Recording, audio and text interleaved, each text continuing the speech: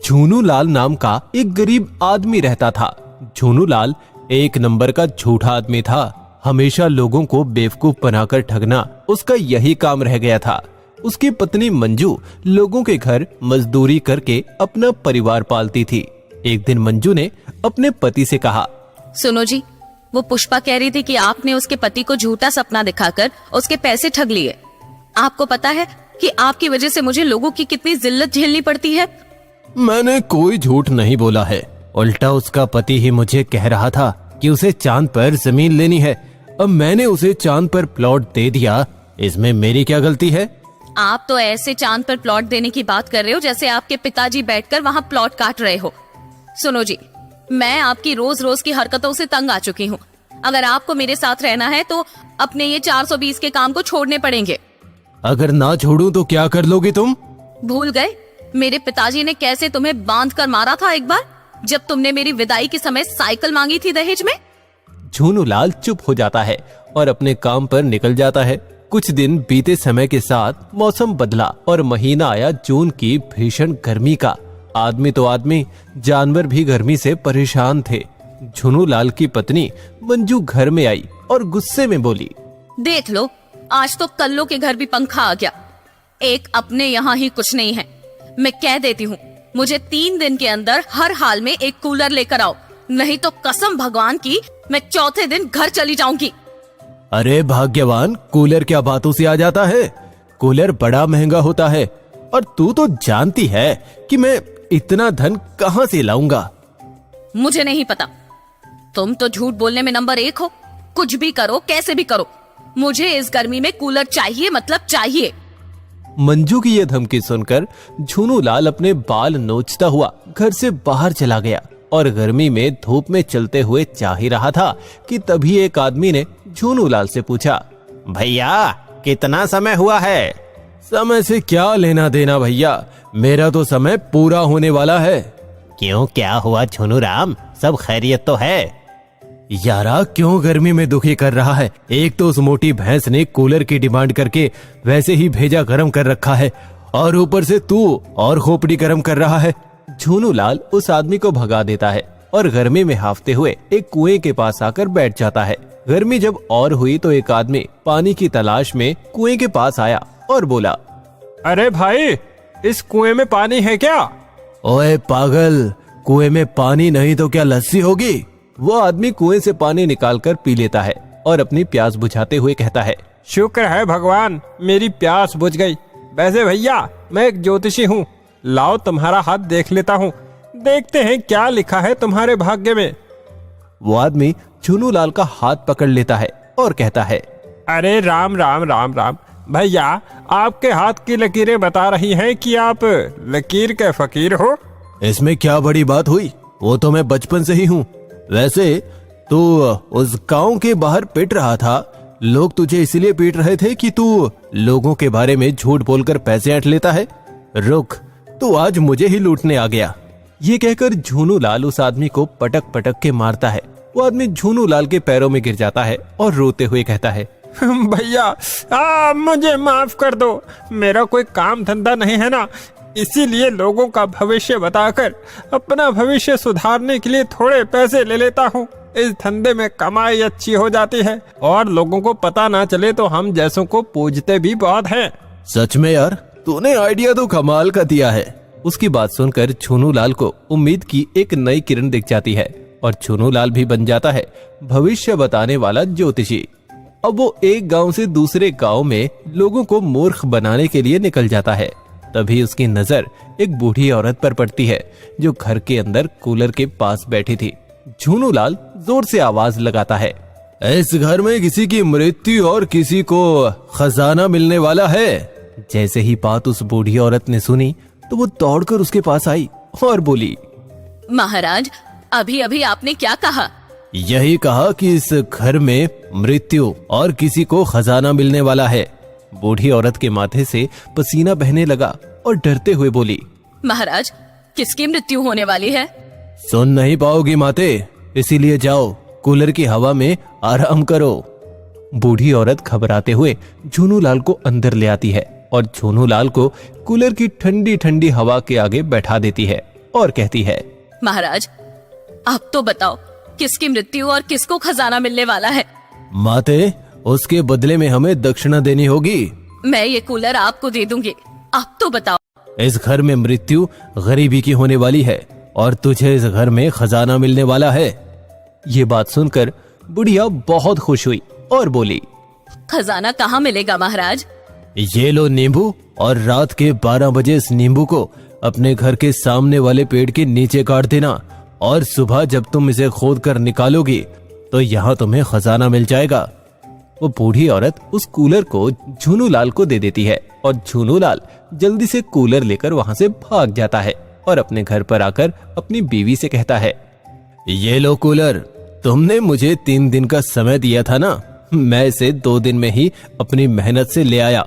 और हाँ, अब कभी भी मुझे धमकी ना देना, मैं चाहूँ तो चांद भी तोड़ कर ला सकता हूँ। हाँ।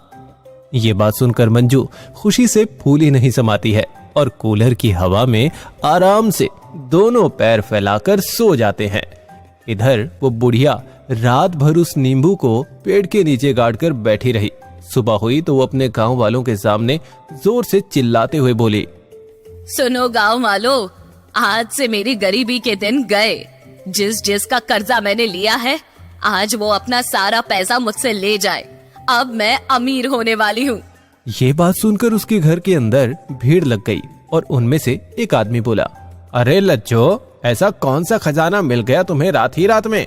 खजाना मिला नहीं है, मिलने वाला है। आओ देखो मेरी गरीबी को जाते हुए और अमीरी को आते हुए। ये कहकर वो सभी को पेड़ के पास ले आती है जहाँ पर उसने उस नींबू को गाड़ा था और फावड़ा लेकर उस जगह को खोदने लगती है। तभी एक बक्सा वहाँ से निकल आता है और वो उस बक्से को देखकर कहती है, ये देखो, महाराज की भविष्यवाणी सच हो गई। अब तो उन्हें एसी दूंगी गिफ्ट में। और वो जल्दी से बक्सा निकाल कर खोलती है तो देखती है उस बक्से के अंदर गोला बारूद, बंदूकें भरी पड़ी हैं। ये देखकर उस बूढ़ी औरत का माथा घूम जाता है और सभी गांव वाले उस बूढ़ी औरत को पकड़ लेते हैं और कहते हैं, अच्छा तो तूने हमें मरवाने के लिए यहाँ बुलाया है ताकि हम सब तुझसे अपना दोबारा उधार ना मांग पाए। रुक, अभी सरपंच जी को बुलाते हैं। वे गांव वाले मुखिया जी को बुलाते हैं। मुखिया जी आकर उस बूढ़ी औरत की सारी बातें सुनते हैं और अपने साथियों के साथ झुनू लाल के घर आ जाते हैं, जहाँ झुनू लाल मस्त राम होकर कूलर की हवा में आराम से सो रहा था। वो उसे जगाकर कहते हैं, ओए झुनू लाल, तूने इस बूढ़ी औरत को धोखा देकर इसका कूलर चुराकर यहाँ आराम से सो रहा है। क्या हुआ, खजाना मिला नहीं माताजी? आपने नींबू तो सही जगह गाड़ा था ना? तभी वो बूढ़ी औरत एक चांटा लगाते हुए कहती है, खजाने की बात करता है कमीने, वहाँ तो जान से मारने वाला खजाना निकला। अभी पुलिस आती ही होगी, वो बताएगी तेरा भविष्य अब। हाँ।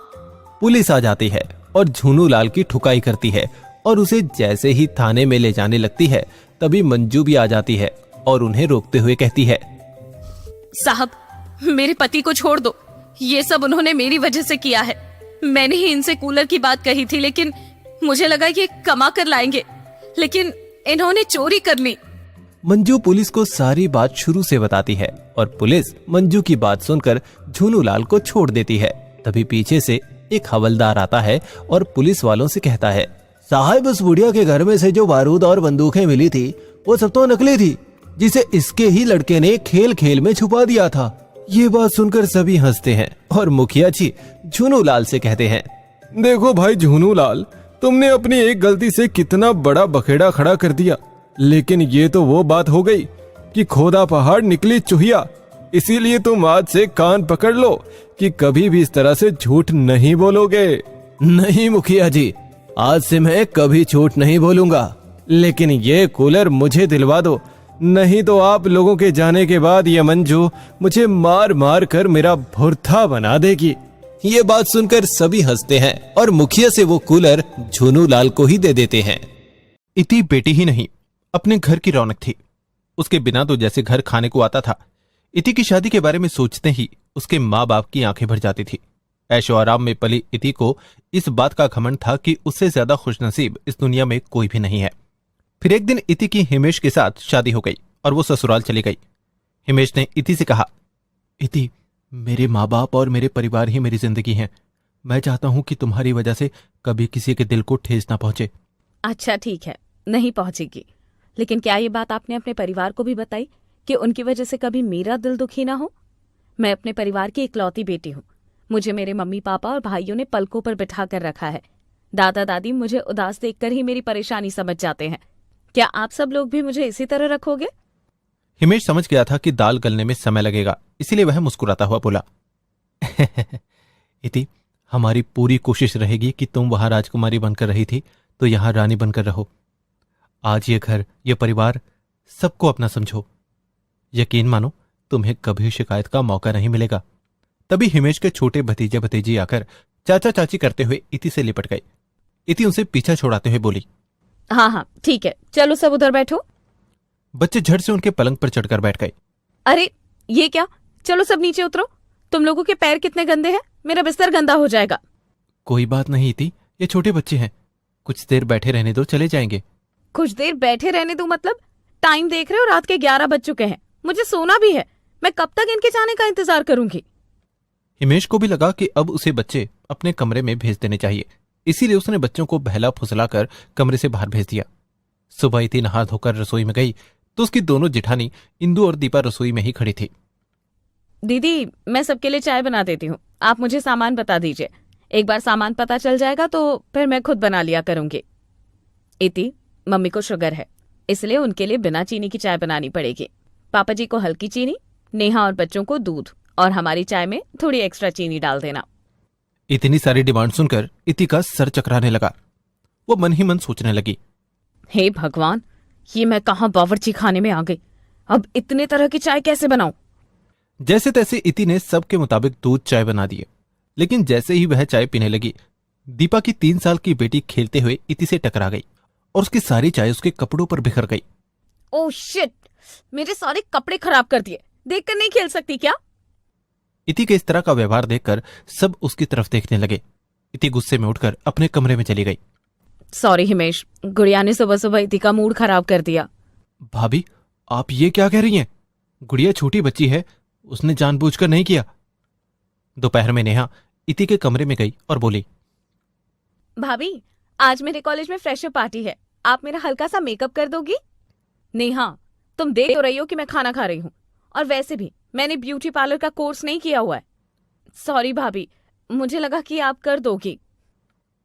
इति इसी तरह से सबके साथ रूखा सा व्यवहार करने लगी। उसका मन वहां से उखड़ने लगा था। वो बच्चों को देखकर हमेशा चिड़चिड़ी रहने लगी। एक दिन वो हिमेश से झगड़ पड़ी। हिमेश, अपनी भी कोई प्राइवेसी है या नहीं? हमारी नई नई शादी हुई है और जब देखो सारे बच्चे हमारे कमरे में घुसे रहते हैं। और तुम्हारी बहन तो जवान है ना, उसे तो तमीज होनी चाहिए। जब देखो हम लोगों के बीच आकर बैठ जाती है। मन तो करता है कि सबको बाहर भगा दूं। हिमेश गुस्से में बोला, बस करो इति, मैं किसी के खिलाफ कुछ नहीं सुन सकता। जिसका मन करे वो कमरे में आ सकता है। प्राइवेसी? कैसी प्राइवेसी चाहिए? रात भर तो हम दोनों अकेले ही होते हैं ना। दिखा दिया ना असली रूप। बस इतना ही प्यार करते हो मुझसे, जो मेरी जरा सी बात नहीं सहन कर पाए। और मैं पूरे दिन तुम्हारे बच्चों का शोर शराबा बर्दाश्त करूं? जंगली है सारे बच्चे, डिसिप्लिन नाम की कोई चीज ही नहीं है। इतना सुनकर हिमेश अपने काबू में नहीं रहा और उसने गुस्से में इति को एक तमाचा लगा दिया। इति रोते हुए बोली, आज तुमने उनके लिए मुझ पर हाथ भी उठाया। मैं जा रही हूँ अपने घर और अब कभी वापस नहीं आऊंगी। हिमेश को अपनी गलती का एहसास हुआ। उसे इति पर हाथ नहीं उठाना चाहिए था, लेकिन इति को भी तो ऐसा नहीं बोलना चाहिए था। यही सोचकर उसने इति से माफी मांगी और उसे मना लिया। इति मान तो गई, लेकिन थप्पड़ की चोट उसके गाल पर नहीं बल्कि उसके दिल पर लगी हुई थी। वो रात भर सो नहीं पाई, जिस कारण उसकी तबीयत बिगड़ गई। रात में तेज बुखार हो गया। सुबह जब सबको इति की तबीयत का पता चला तो सब परेशान हो गए। डॉक्टर को दिखाया तो पता चला कि उसे मलेरिया और टाइफाइड है। ठीक होने में समय लगेगा। हिमेश की मां सुनंदा बोली, अरे, बहू की अचानक से इतनी तबीयत कैसे खराब हो गई? जरूर तुमने बहू का ख्याल नहीं रखा होगा। उठो बहू, थोड़ा सा सूप पी लो। नहीं, मेरा मन नहीं है मम्मी जी, मुझे फिलहाल सोना है। आप कमरे की लाइट बंद कर जाओ। सुनंदा लाइट बंद करके बाहर निकल गई। कुछ देर बाद सारे बच्चे कमरे में आ गए। चाची, आप बीमार क्यों हो गई? उठो, हमें आपके साथ खेलना है। बच्चों, इस समय मैं तुम्हें बिल्कुल नहीं देखना चाहती, इसलिए कमरे से बाहर निकल जाओ। बच्चे बैठकर आपस में बातें करने लगे। पीहू चल, तू चाची का सिर दबा, मैं पैर दबाता हूँ। गुड़िया, गोलू, चलो चाची के तुम हाथ दबाओ, चाची की तबीयत खराब है ना। कितने नालायक और बदतमीज बच्चे हो तुम। निकलो, भागो यहाँ से, दोबारा अपनी शक्ल मत दिखाना। सारे बच्चे अपना सा मुंह लेकर बाहर आ गए। इति बच्चों के जाते ही दरवाजा बंद करने के लिए उठी तो देखा कि उसके ससुर जी भी उसके दरवाजे के सामने पहरेदारों की तरह टहल रहे हैं। उसने गुस्से में गेट जोर से बंद करके अंदर से कुंडी लगा ली और अपनी माँ को फोन लगाते हुए कहा, मम्मी, बड़े चिपकू लोग हैं ये सब। ये भी नहीं सोचते कि मैं बीमार हूँ तो मुझे अकेला छोड़ दे। कोई ना कोई नर्स की तरह मेरे सिर पर खड़ा रहता है। उसकी माँ बोली, कोई नहीं बेटी, थोड़ा आराम लगे तो यहाँ आ जाना। भला मायके से ज्यादा आराम कहाँ मिलता है। 1 सप्ताह बीत गया। इति बहुत कमजोर हो चुकी थी। उठती थी तो चक्कर आते थे। इति हिमेश से बोली, हिमेश, यहाँ से मेरा जी उब गया है। इस घर में मेरा दम घुट रहा है। यहाँ सब लोग मेरे पीछे पड़े रहते हैं। ये मुझे बिल्कुल भी अच्छा नहीं लगता। लगता है जैसे मैं ससुराल में नहीं बल्कि चिड़ियाघर में आ गई हूँ। ये सुनकर हिमेश को बहुत गुस्सा आया, मगर उसकी हालत देखकर चुप रह गया। हिमेश उससे गुस्से में उसके मायके छोड़ाया। इति की माँ मीरा बोली, इति, अब मैं तुम्हें जल्दी से ससुराल नहीं भेजने वाली।